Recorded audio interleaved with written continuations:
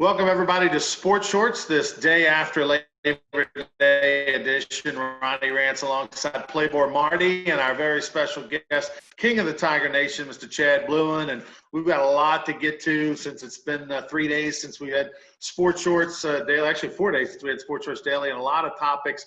Let's start off. It's the NFL week, and we've got the New Orleans Saints in action this week, week one in the league. Week one of the NFL, because it's just all of a sudden it just snuck up on us. Yeah, it has, Ronnie. I'm a huge NFL guy, and there's a lot of people saying, well, they're not going to watch the NFL. Well, sorry to hear that, because I can't wait. I'm in 3 different fantasy football leagues running.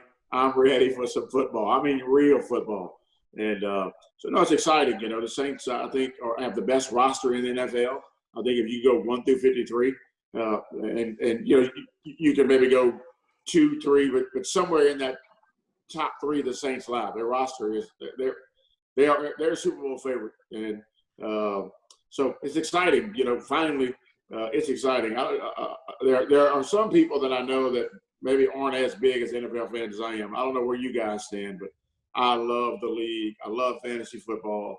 I love everything about the NFL. Marty, I got to ask you, with no preseason football, even though we've kind of usually always dog on preseason football when we have it, because it's a bad gambling deal because you don't know who's going to play. Obviously, many of the games, the starters don't even play. So even though we always make fun of preseason football during the year, not having it makes me appreciate it more. And it also was a lead up to the season. Like all of a sudden, it's like, here's the 53-man roster, and we're starting. I mean, it just got up on us all of a sudden.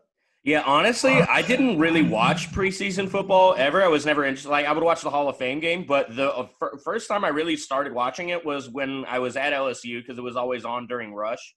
And we were just sitting around and never had anything to do, so, like, that's when we would watch it. And I grew to kind of like it, but to be honest, I haven't missed it a whole lot, but I am very fired up that I get to watch NFL Red Zone for 7 hours this Sunday. Yeah, I'm with you on that. That's 7, 8, 9, 10, 11 hours. It could be 12. I'd be camped out in front of it. One of the biggest parts about not having preseason football is, as we saw last night, and I'm sure we'll touch on it, with Navy and BYU, you really don't know what you're going to get. I mean, you know, even from a fantasy perspective, like, you know, as a league owner in fantasy, I don't know if you guys play fantasy, I'm sure you do, but I have no idea what to expect out of my team. I think I drafted a good team, but I have no idea because we hadn't seen any offense. We hadn't seen anything. So it's going to be I think it's going to be a beautiful Sunday because there's a lot of Thursday and Sunday because there's going to be a lot of football being played.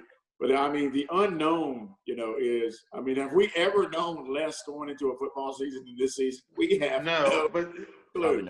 You mentioned fantasy, and I know you guys are big fantasy guys. I used to play, don't do it so much anymore now. I just kind of save my ducats for the weekend to bet on games. But the thing about preseason football was you developed those storylines and you started rooting for guys that were the last 4, 5, 6 guys on the roster. We don't know who they are now. Yeah. You know, we didn't get to see them grow over the 4 preseason games, or maybe have that big game in week 4 and make the team out of nowhere. I know the Chargers starting running back last year had a big game in week 4, made the team, and is their starting running back this year. Had they not had a week 4, he wouldn't have even made the roster. So those are the storylines that we don't know about. We know about the stars and we know about the returning players. We just don't know about all the newcomers and the free agents, and we didn't get to see the battles over the 3 or 4 weeks of preseason. And that's the part that that builds excitement. Here's what we know: nothing. We have seen nothing. Yeah, it made Hard Knocks really boring too, because the preseason games are always like major plot points. And I mean, I didn't even watch it this year because I knew I was just like, they're just going to be filling time. Like, yeah. Sure, yeah. Yeah, actually, Hard Knocks for me was simply interesting to kind of see how they handle the schedule. How do they handle COVID? How do they separate people? How do you have meetings? I mean, it was kind of like a peek behind the curtain. You enjoyed it? I mean, I did, only because, see, Hard Knocks is only 4 episodes, I believe. I think it's 4 or 5. I mean, it's such a short, right. And they do such a good job. I mean, you know, Andrew Whitworth was on there a lot. Fehoko was hot. highlighted. They showed the haka dance, and they talk to his family. So they always had cool. had some good storylines.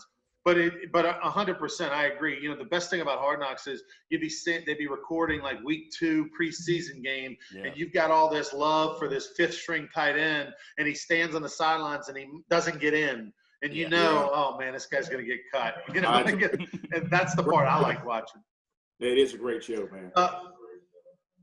Let's talk a little LSU. Speaking of scrimmages and preseasons, we don't get that in college football, but normally we get scrimmages, and we did have one in Tiger Stadium on Friday, and we saw some highlights on the news. Of course, Gilbert, the big tight end, looked fantastic in the little clips we saw.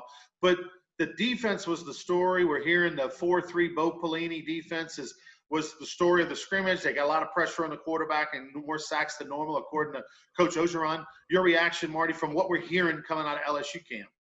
It all sounds good, and that's usually what comes out of these scrimmages is everything sounds good. So I'm still super excited. I did watch replay of the Florida game this year, though, and watching Jamar Chase make some of the plays he made in that game kind of made that wound a little worse for now. But I don't remember being this fired up for an offensive true freshman than Gilbert. Maybe ever, possibly ever. I could not be more fired up to see what he can do.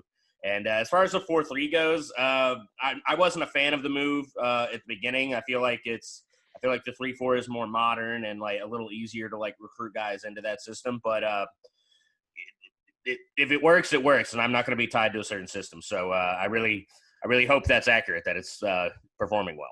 Chad, a guy that you and I are friends with, and he's been on your show over the years, and who's been a friend of Sports Shorts, Derry Beckwith, who played for Bo Pelini and was on that 2007 national championship team, loves the guy, raves about the guy. And he talked about when the switch was made, to the 4-3, from a standpoint of defensive players, the last thing you want to do is think too much, right? The last thing you want to do on a defense is have to try to read and all that. You just want to be able to react and go. And that Bo Pelini did a great job of teaching guys how to attack, and learn their job, simplify it to a degree. And he thought that was going to actually be helpful at some point for a lot of these players. I have a strange feeling that the storyline this year, by the time we get to week 5 or week 6, will be more about the defense than it will be the offense. I don't know why. I don't have anything to base that on. I mean, I don't, the scrimmage, that's all, a pop and smoke. We don't ever know what goes on. But I just have a feeling by week 5 or 6, you and I are going to be talking about, my God, this defense is suffocating. I mean, it is a stifling defense. I think the defense under Bo Pelini is going to be as good as we've seen in years. And take nothing away from Miranda. A lot of people, believe it or not, I don't think really thought that highly of Dave Aranda. Dave Aranda was one hell of a defensive mind. I mean, this guy, but that 3-4, and a lot of times we would, in particular last year for about a half a season, we couldn't catch a cold. But I think Pelini's aggressive. I think Pelini is as aggressive as we saw last year out of LSU's offense. It's the same scenario, just flipping the script. The Pelini kind of, to me, fits Coach O's personality, and he fits his boss's personality. Coach O's an old D-line coach, attack, blitz, let's get after somebody, light them up. And I think just Dave Aranda's Zen mentality and that just relax, chill, that probably played as much into the frustration of things at times for Coach O, whereas Bo Pelini's matching that crazy intensity with Coach O, and they feel like they're more on the same page. And we'll see if that not less cerebral, and I don't want to discredit the 4-3 and what Bo Pelini does, but just a little bit less read and react and be a little bit more attack mode. At least if LSU's going to go down, they're going to go down swinging, and I think that's something Coach O can The do. point you make about Ed Ogeron, and I mean, it's a marriage made in heaven. I mean, when you start talking about the combination of the two personalities, great point. Going to be fun to watch that defense this year. But I can't wait. And of course, we've got 2 weeks to talk about it, but don't want to belabor the point. But I think a marriage made in heaven. Ed Ogeron and Bo Pelini. That's going to be a lot of fun to watch. Yeah, and I'll say, yep. Go ahead. Oh, I was just going to say Jacob Hester is also a big Pelini guy, so that's good enough for me for now. College football really, got started a couple weeks ago actually, but it really got a little bit more into full effect this week. And it's kind of all or nothing that we're seeing from some of these teams. You either have teams like, last night when we watched BYU just demolish Navy on their home turf, and we found out after the game that Navy didn't even tackle in practice. I mean, I don't even know how you play a game where you literally didn't tackle because they were so scared of COVID. You're probably going to see, Playboy Marty, some of these teams, these dramatic one way or the other reactions. You're going to have maybe some either tremendous upsets or tremendous blowouts because some teams are treating it like normal and others are treating it like a pandemic and, hey, stay 6 feet away. And that's not good for football. Yeah, no, it certainly isn't. And that's just – I can't believe that they just didn't tackle. Like, I hope not many teams are doing that because then we're just going to see this sloppy football again. And everyone's dogging them. They kicked a field goal when they were down 49. But on the other end of that, my Army Golden Knights won me some money this weekend. So they looked the opposite. They looked fantastic. Yeah, they won like 52-0, I think, and they were only like 3-point favorites too. So it was just like never in doubt. It was great. Chad, is this going to blend into the NFL? I mean, the NFL as it is already has all the rules in place to benefit the offense. They already have a million rules with the Players Association where they limit the contact, they limit the two-a-days, they limit everything. It's basically everybody sitting around in a meeting room talking in the NFL these days. Are we going to see, and because of COVID, even higher scoring games in your opinion? That's Oh, Ronnie, I'll be honest with you. I know watching college football this weekend was like watching a funeral. I mean, every game was blowout city. And it ended with, of course, last night, Navy and that debacle. I mean, that was an absolute train wreck. Poor Kirk Herbstreit, and having to call that game. But no, it was a funeral. I think the NFL's going to be a little bit more crisp. But I think you're going to see a lot of the same, I think, kinds of things happening. I mean, these teams just, I don't think, are physically going to be ready for what's about to happen. They just haven't because of all the restrictions, because of all the things that have happened. So it's going to be, again, it's going to be interesting moving forward to see what happens. I have a question, Ronnie, and maybe you guys can help me. Why was it okay for all these other leagues to start their season this weekend and next weekend? And why did the SEC have to wait till the 26th? Any idea on that? I don't know either. Because and then Louisiana high school football is not starting until October 8th, right? And you look around and you look on a map of the South, particularly, and obviously Texas, Arkansas, Alabama, Mississippi, Florida, Tennessee, Georgia. They're all playing high school football right now. On one hand, people think, well, out of an abundance of caution, buying time, hopefully that we're a little further down the line with the COVID. On the other hand, it's like, hey, while we're okay now, let's get it in before something happens. I don't know why you couldn't turn up the clock. Why couldn't the SEC say 3 weeks ago when they realized, you know what, we don't have to wait till September 20th. Why didn't they just move it up? But, I don't know. Marty, any thoughts? I mean, I think it's more that just the uproar over like, oh, is it responsible to play really only came for Power 5 conferences. And that's kind of like how the dominoes started to fall. And it's unfortunate. It's stupid, but I'm still happy that we have what 3 weeks to go. That's and one thing to consider was Tennessee had 44 people through contract or had the virus, which they would have had to cancel a game this weekend with that. I mean, so it really would have been, having Tennessee losing 44 players, that's a big damn deal. There's nobody that could have played a game this week. Right, yeah. But and I thought that, like, if that thing with LSU's offensive line, I don't know if I brought this up on the show yet, but like, say that happened like 3 days before we're about to play Auburn, like, and just a whole unit's out. Like, they have to cancel the game, right? They can't make LSU play, right? That's just a death wish.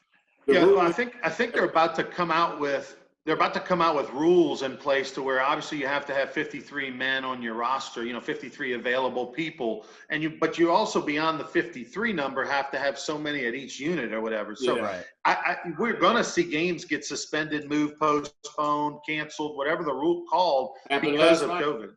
Tulsa, Oklahoma State was scheduled to kick off this Saturday. They canceled that game. They postponed it, moved it back a week because Tulsa was only able to get in a few practices. So it's going to happen. I just wondered why we didn't start with everybody else.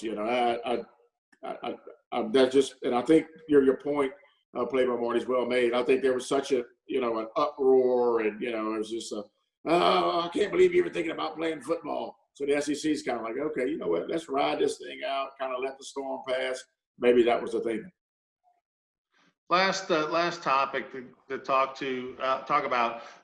We had a 3-day holiday weekend. What was kind of, in your opinion, the best thing that you saw all weekend long, best storyline, best sporting event, best play, best whatever you saw? And I'll start it off by saying Dustin Johnson. Anytime you can play a golf tournament and at the end of it, they give you a $15 million check because you're the best. I mean, that's got to be a feeling that unbelievable. But Dustin Johnson, who, we know what he's going through over the last 8 years off the field, had therapy, had some issues off the field, off the golf course, stayed at LeBear's and partied and watched Darius Rucker in concert once a long time ago. He's now, in the last 6 months, the best player in the world. He's won 3 tournaments. Heck, he almost won 4 tournaments. He lost in a playoff in a 65-foot putt. He's dating and been with for years Wayne Gretzky's gorgeous daughter. He's got the world by the tail, and now he's got $15 million. Dustin Johnson's the best thing I saw. When he's putting, he's the best player in the world. Oh, yeah. Just throw it on the pile. Yeah. Hard to disagree with that. Playboy Marty, you want to go or you want me to go? You go. I'm still marinating. I think for me, football. I mean, there were times during this COVID-19 that I didn't think we would get back to playing football, and it's just good that we're playing football. That granted, every game was a funeral, but it was better than to go to a funeral than to go to nothing at all. And fans is weird. Huh? No fans is weird. They have a big college football game and zero atmosphere, zero band, zero energy.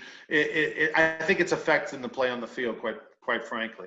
Marty? Yeah, I'm watching high school football, Ronnie. I'm watching football. That's the best thing that happened is football. We got back on the field this weekend. Okay, I'll go. Mine's a specific play that happened. Actually, I've got 2 of them now. Specific play that happened in Game 2 of Lakers-Rockets. LeBron steals the ball from Westbrook, throws to Caruso, and he throws him an alley-oop, and just LeBron looked like he was like 24 years old. Like how high he got up there. Like it's insane what he's doing at 36 or 35, however old he is, after all the tread on him. And I think he's about to break the record for playoff wins, career. And LeBron looked 24 and Caruso looked 44. That's the thing that's amazing. I love Alex Caruso. I liked him at A&M, weirdly, and I'm known to hate everything A&M. He was just such a good little point guard. And Kawhi Leonard had a block last night. I don't know if y'all saw it. The finger block. His hand, and if you look at that picture, just when you look at how small Jamal Murray's hands look compared to his, it's just it's nuts. It makes me uncomfortable how large that man's hands are. Somebody's gonna have a T-shirt with that finger on it, the hand, Kawhi's hand on it. That's pretty. That was an unbelievable block. One of the ones we will see over and over again. Chad, appreciate you, King of the Tiger Nation. Chad Blouin, a friend of the show. We'll visit with you soon, my man. Look forward to it. Enjoy it as always, guys. Have a great day. All right, check out Ronnie and Playboy Marty tomorrow morning. Some more Sports Shorts Daily presented by LeBear's Casino. And, of course, you can check out Marty every Monday through Friday with Jimmy Ott from 6 to 8 on ESPN Baton Rouge. Have a great one, everybody.